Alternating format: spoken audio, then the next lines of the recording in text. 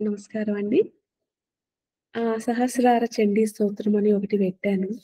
మీరు చూసే ఉంటారు.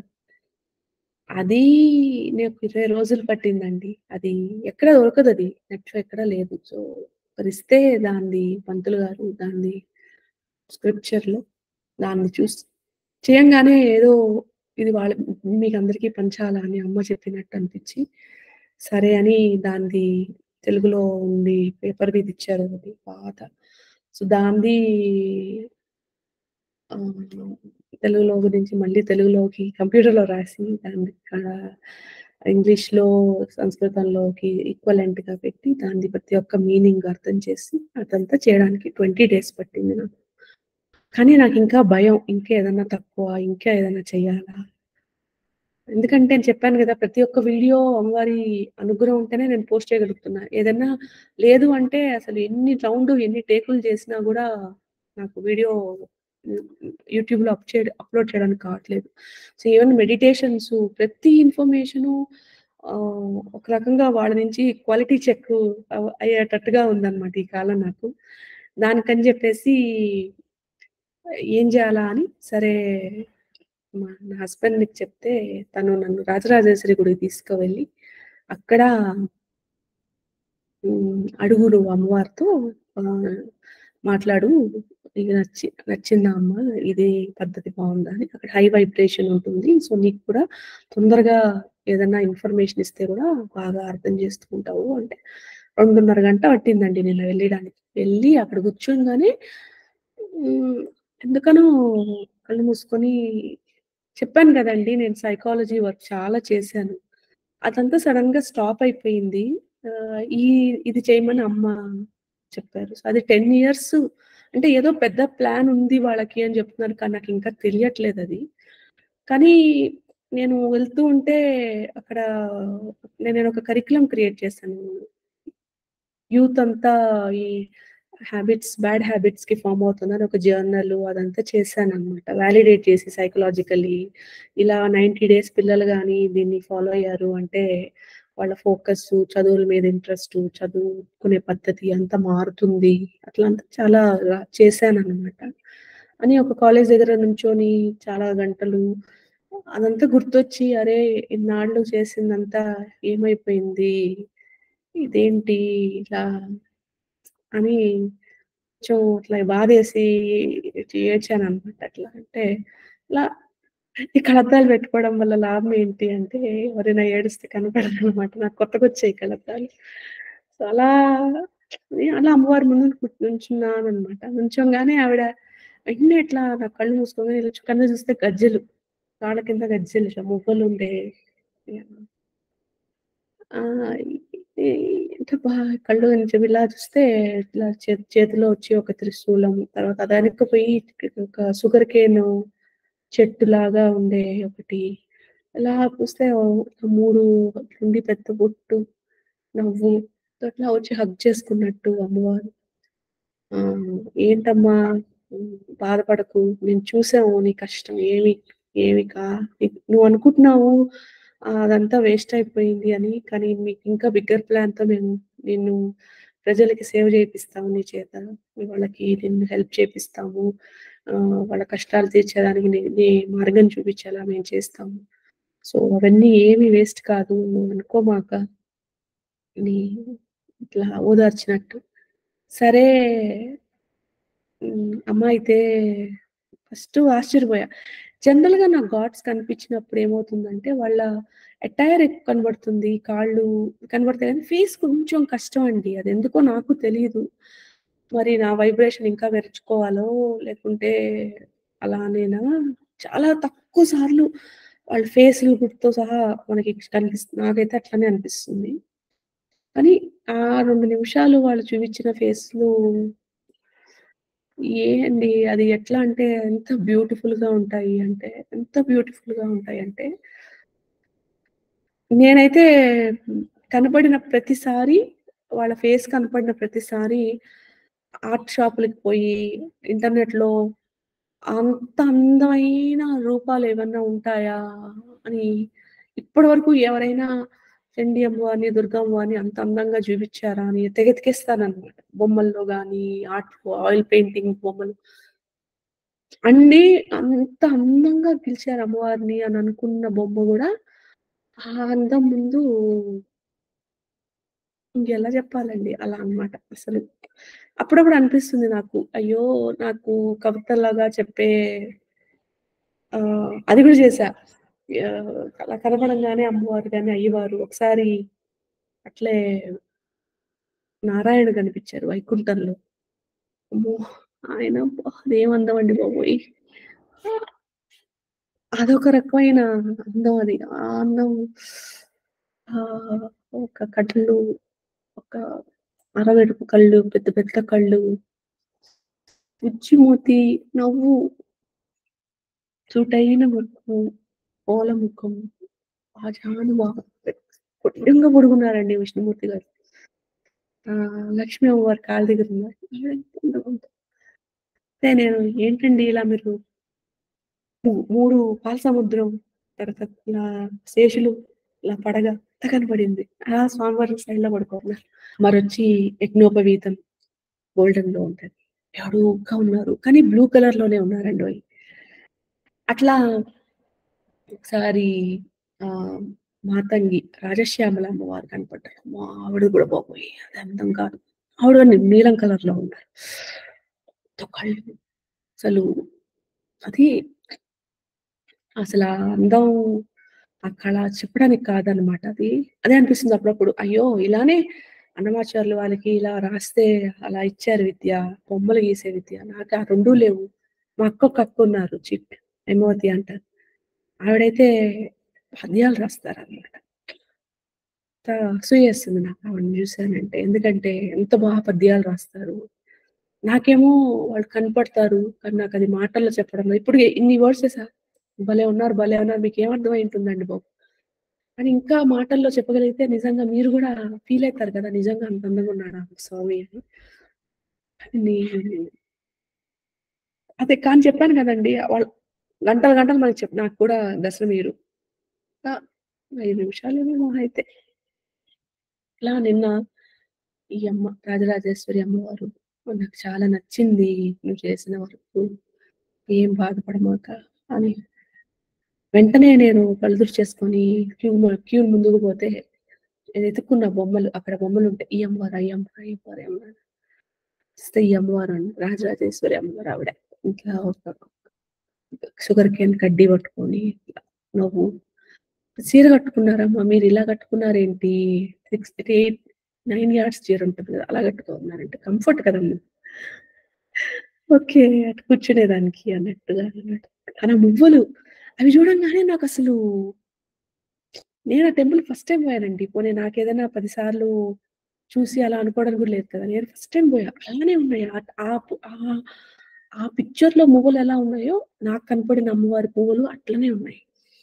ఆవిడ ఓయ్! మెడ ఇక్కడ దీన్నేమంటారో తెలీదే ఈ ముక్కుకి పెట్టుకుంటారా? ఇట్లా మెరుస్తుంది చూడండి. తుక ఇట్లా ఇట్లా పెట్టుకుంటారే అది.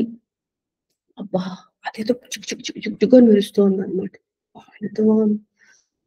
ఆ! బుజ్జి పుల్ల నవ్వు, తెల్లగా అమ్మవారి ఇట్లా 3 శివుడి నామాలు మధ్యలో ఎర్రబొట్టు. ఒక్క క్షణం అలా కనపడ్డారక్కడే. హ్మ్. ఒక్క క్షణం కనిపించమ్మా అంటే, మళ్ళా అలా ఒక అంశ ఉంటుంది. కానీ మొహం కనపడదు. అలా అన్నమాట. చాలా చాలా అప్పుడే నాకు ఆ ధైర్యం వచ్చింది. ఈ మంత్రాన్ని వేసేదానికి. ఈ సహస్రార చండీ స్తోత్రం అనేసి.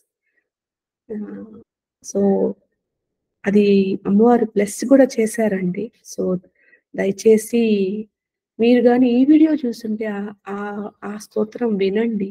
రోజు దాన్ని చెయ్యండి. చేసి మీ యొక్క ఏదైతే కష్టం ఉందో తప్పకుండా అమ్మ తీరుస్తది. సో, హ్మ్.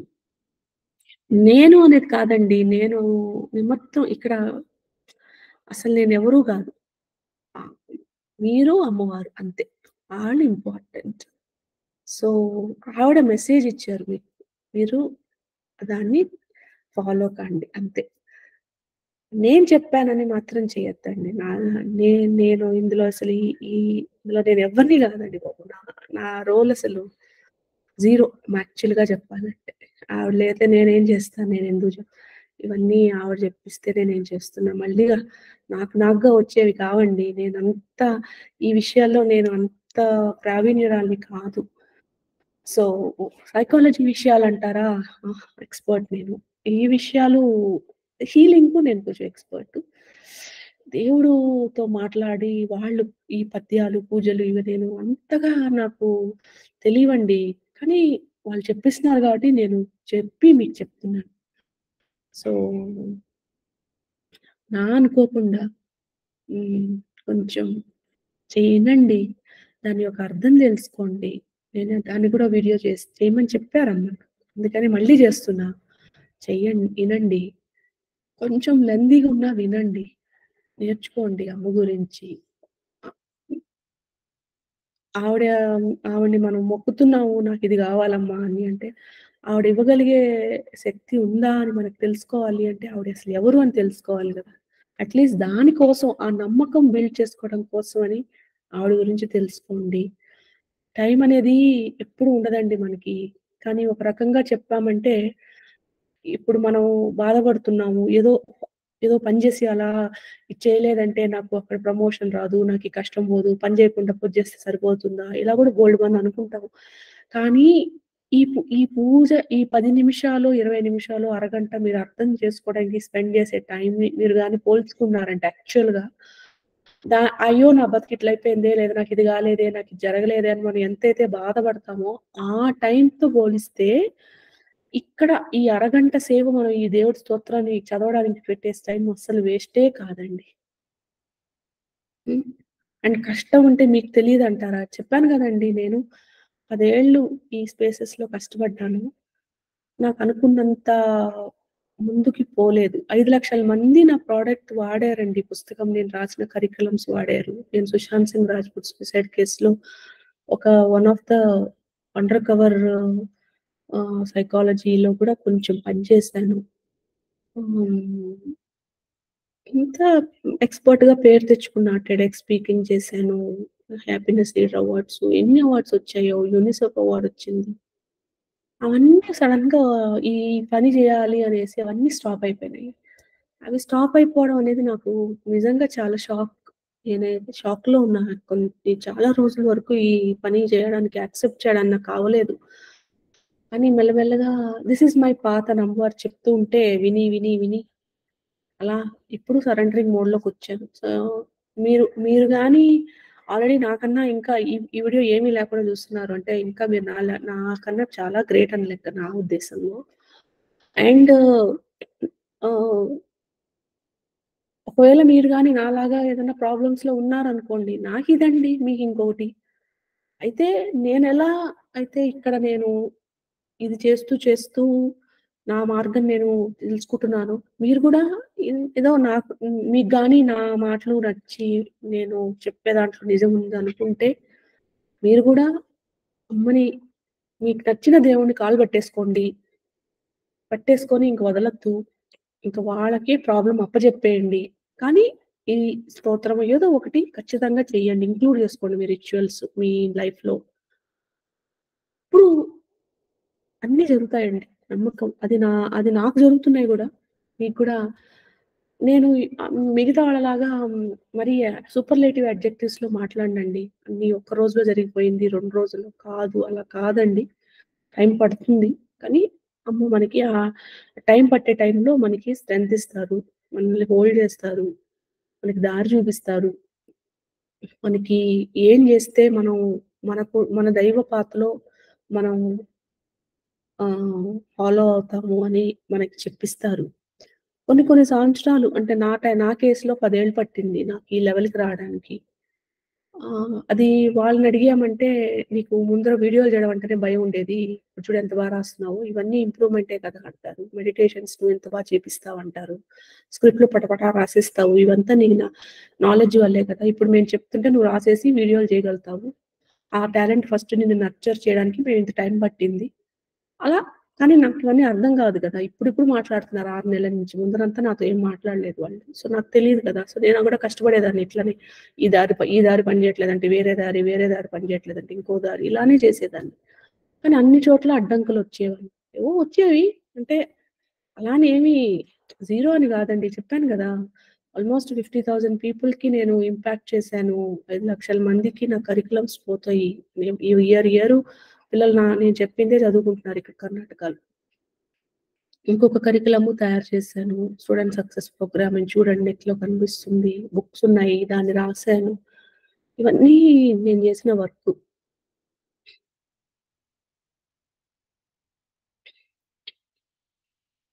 నేనిదంతా మీతో ఎందుకు షేర్ చేస్తున్నానంటే అండి, నేనేదో గొప్ప అని అలా అని కాదండి. ప్రతి ఒక్కళ్ళకి ఉంటాయండి. మీరు యూట్యూబ్‌లో చూస్తారా? నేనన్నీ సాల్వ్ అయిపోయింది. దానికని నేను ఇట్లా కూర్చున్నాను గురువుగారి స్థానంలో అంటే, బహుశా నాకది రిలేట్ కాలేనండి నేను. మరి నేను నా నార్మల్ లైఫ్ లీడ్ చేస్తున్న ఆవిడని. నాకిలా అయింది. ఇలా అయ్యడం వల్ల నేనిలా నా లైఫ్ సో, అదే షేర్ చేస్తున్నాను మీతో. నాతో అలా జరిగింటే మీకు మీ ఉండే లైఫ్ ఛాలెంజెస్ మీకున్నుంటాయి. మీ ఈవిడొకరు ఇలా చెప్తున్నారు. ఆవిడకిలా జరిగింది. ఆ కాంటెక్స్ట్‌లో ఎంటర్‌ప్రెన్యూర్స్ లైఫ్‌లో ఆవిడది ఆ కాంటెక్స్టు. నా కాంటెక్స్ట్‌లో నాకు ఇది ప్రాబ్లము. దీన్ని నేను ఈ స్తోత్రము, ఈ పాఠనము, ఈ దుర్గా సప్తశతి అనే ఒక చాప్టర్స్ ఏదో ఒక రూపంలో నేను అమ్మని నమ్ముకొని, ఇంక ఈ కష్టం చాలు. ఇది ఈ అదే ఇట్లా పారుతుంటే వెనక పడినట్టు ఈ ఈ ఈ ఈ కష్టం వద్దు. Let God show me the way. నేను ఆ దారిలో పోతా. అప్పుడు ఈజీగా గ్రేస్‌గా జరుగుతాయన్నీ. ఈ కష్టం ఉండదనమాట. సో, ఏదైనా ఒక కష్టం ఉంది మీకు అది పోవట్లేదు అంటే దాని అర్థం గ్యారంటీగా దాని వెనకాల ఏదో ఒక ఆహ్, కార్మిక్ ప్రాబ్లమ్ ఉంది అని అర్థం. దానికి మనం గట్టిగా గాడ్‌ని పట్టేసుకోవాలనమాట. సరేనా అండి? Thank you. నమస్తే.